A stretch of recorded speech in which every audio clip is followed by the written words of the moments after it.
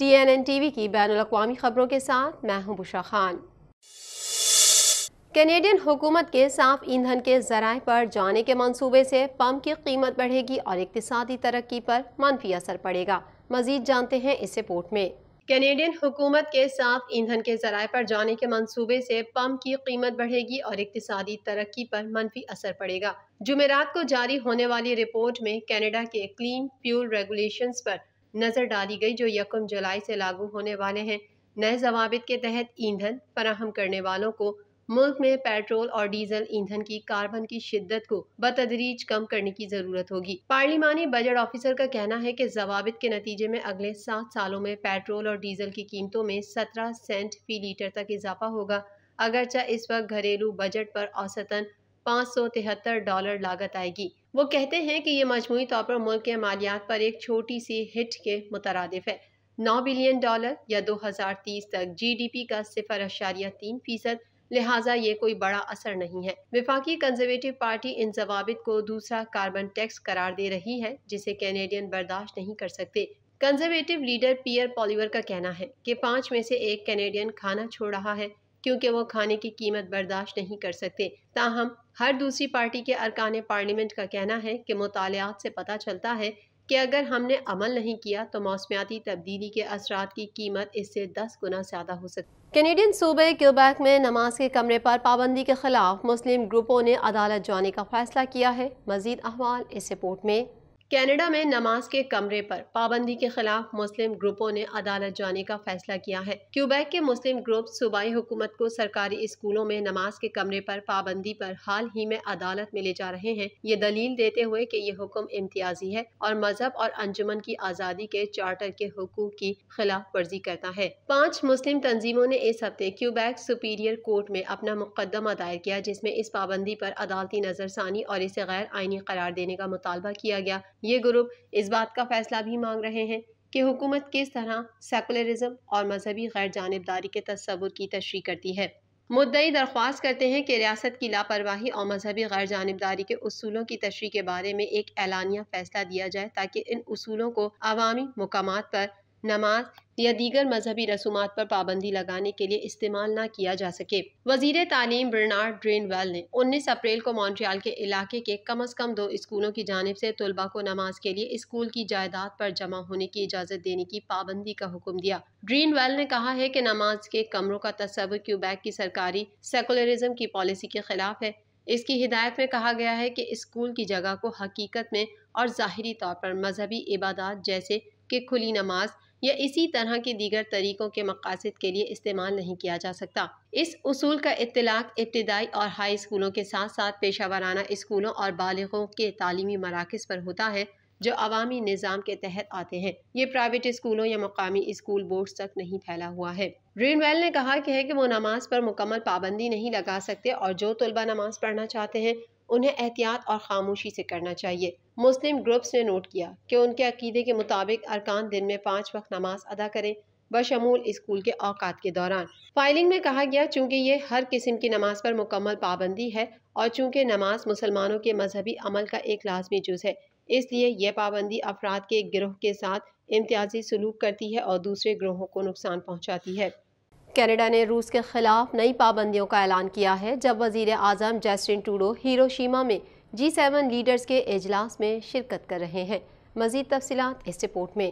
Canada ने रूस के खिलाफ नई पाबंदियों का ऐलान किया है, जब वजीर आज़म जस्टिन ट्रूडो हिरोशिमा में G7 लीडर्स के इजलास में शिरकत कर रहे हैं। कनाडा, अमरीका और ग्रुप ऑफ 7 के बाकी इत्तेहादियों ने यूक्रेन में रूस की जंगी कोशिशों की हिमायत करने वाले अफराद और कंपनीज के खिलाफ नई पाबंदियों और बरामदी कंट्रोल्स की नकाब कुशाई करने का मंसूबा बनाया है। ट्रूडो ने सुबह सवेरे जापानी वजीर आज़म फोमियो किशिदा से मुलाकात की, जहां दोनों रहनुमाओं ने G7 मुमालिक के दरमियान मजीद अमन और इक्तिसादी खुशहाली के लिए ताउन बढ़ाने पर तबादला ख्याल किया। दुनिया की बड़ी जमहूरी मईशतों के इज्तिमा में यूक्रेन के सदर व्लादिमीर ज़ेलेंस्की से भी बात होगी, जो ज़ाती तौर पर शिरकत करेंगे। तवक्को है कि 3 रोज़ा सरबराही इजलास में रूस और चीन की जानिब से जियो पॉलिटिकल और इक्तिसादी खतरात पर तवज्जो मरकूज की जाएगी। खबरों के मुताबिक G7 मुमालिक रूस के खिलाफ मुख्तलिफ पाबंदियों का ऐलान करने का इरादा रखते हैं। मीडिया से मुख्तसर रिमार्क्स में वजीर आज़म ने कहा कि 70 से ज़ायद नई पाबंदियां उन लोगों पर मरकूज हैं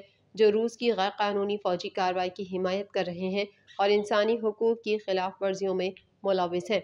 उनका कहना है कि कनाडा यूक्रेन और बैनुल-अक़वामी क़वानीन पर मबनी ऑर्डर की हिमायत जारी रखेगा। वज़ीर आज़म के दफ्तर का कहना है कि ये पाबंदियाँ 17 अफराद और 18 इदारों पर हैं जो रूसी कंपनियों से मुंसलिक हैं जो रूस की मुसल्लह अफवाज को फौजी टेक्नोलॉजी और जानकारी फराहम करती हैं। फहरिस्त में शामिल अफराद के खानदान के अफराद और क्रेमलिन की अशराफिया के अफराद शामिल हैं। पाबंदियाँ 30 अफराद और 8 इदारों पर भी लगाई जाएंगी जो रूस की जारी इंसानी हुकूक की खिलाफ वर्जियों में मुलविस हैं। मार्च में बैनुल-अक़वामी फौजदारी अदालत ने सदर व्लादिमीर पुतिन और रूसी बच्चों के हुकूक की कमिश्नर मारिया लोवा-बेलोवा की गिरफ्तारी के वारंट जारी किए। उन पर यूक्रेन से बच्चों को अगवा करने का इल्ज़ाम लगाया। दीगर G7 ममालिक से तवक्को की जाती है कि वो रूस पर अपनी पाबंदियों का ऐलान करेंगे क्योंकि रहनुमा जोग्राफियाई सियासी कशीदगी खास तौर पर चीन और रूस के साथ बातचीत के लिए मुलाकात करेंगे। अमरीकी सदर बाइडन की जापानी वज़ीर आज़म फोमियो किशिदा से मुलाकात में दोनों रहनुमाओं ने खित्ते में बढ़ते चीनी असर व रसूख के खिलाफ अमरीका जापान दिफाई ताउन बढ़ाने पर इत्तेफाक किया। मज़ीद अहवाल इस रिपोर्ट में। अमरीकी सदर बाइडन की जापानी वज़ीर आज़म फोमियो किशिदा से मुलाकात में दोनों रहनुमाओं ने खित्ते में बढ़ते चीनी असर व रसूख के खिलाफ अमरीका जापान दिफाई ताउन बढ़ाने पर इत्तेफाक किया। G7 ममालिक का इजलास आज से जापान के शहर हिरोशिमा में शुरू हो रहा है जिसमें शिरकत के लिए अमरीकी सदर जो बाइडन, बरतानवी वज़ीर आज़म समेत दीगर रुकन ममालिक के सरबराहान हिरोशिमा पहुँच गए। व्हाइट हाउस के मुताबिक जापानी शहर हिरोशिमा में अमरीकी सदर की जापानी वज़ीर आज़म से मुलाकात में रूस, यूक्रेन और चीन से मुतालिक मसाइल पर बात की गई। जापानी वज़ीर आज़म का कहना था कि सदर बाइडन के साथ रूस के खिलाफ यूक्रेन की हिमायत और रूस के खिलाफ पाबंदियां जारी रखने पर इत्तेफाक हुआ है।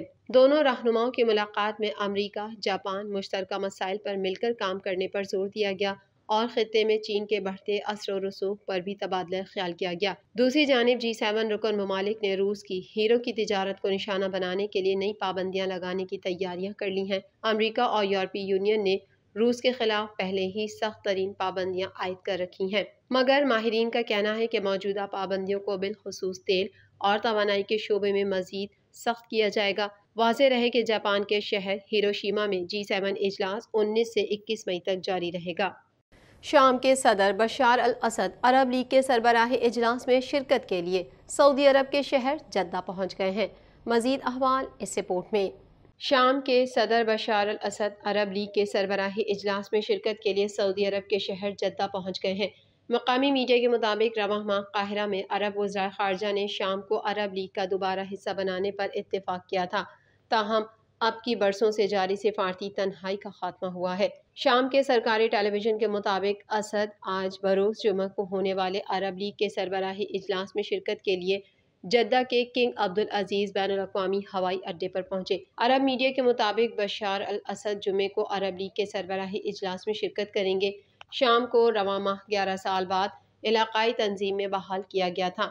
शामी सदर की सऊदी अरब में आमद अरब रियासतों की अक्सरियत की जानिब से ताल्लुकात बहाल करने की कोशिश की ताज़ा तरीन मिसाल है। वाज़ेह रहे कि शाम की अरब लीग में दोबारा वापसी के लिए जो शराइत रखी गई हैं उनमें पनाह गुज़ीनों की वापसी और लापता अफराद के बारे में मालूमात फराहम करना शामिल है। अलावा अज़ी अरब लीग ने अभी तक इस पेशरफ पर कोई हतमी बयान जारी नहीं किया। ख्याल रहे कि 2000 में साबिक सदर हाफिज अल असद की मौत के बाद बशार अल असद के इक़्तिदार संभालने के बाद से शाम और सऊदी अरब के ताल्लुकात कशीदा थे। दोनों ममालिक ने 2012 में ताल्लुकात मुनक़ता कर लिए। गुज़िश्ता हफ्ते उन्होंने अपने सिफारत खाने दोबारा खुलने पर इत्तेफाक किया। TNN TV के न्यूज़ बुलेटिन में फिल वक्त इतना ही। मज़ीद खबरों और अपडेट्स के लिए देखते रहिए TNN TV।